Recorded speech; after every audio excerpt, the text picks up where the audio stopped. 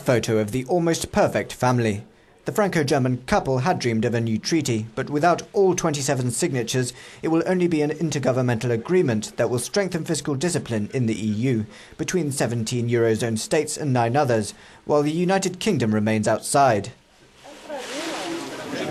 The British Prime Minister has pleased Eurosceptics in his party at the cost of tension with those who wanted closer unity.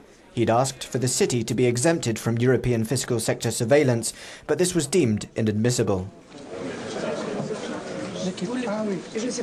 So here is the broad agreement. First, the deficit ceiling will be included in the constitutions of member states. The European Court of Justice will be responsible for ensuring the legislation adopted at national level is consistent with the treaty. Automatic sanctions will be taken against a state whose deficit exceeds 3%. A European stability mechanism will replace the European Fund at an earlier date, July 2012, and will contain 500 billion euros. Moreover, the states of the eurozone and others will lend the IMF in the region of 200 billion euros in bilateral loans.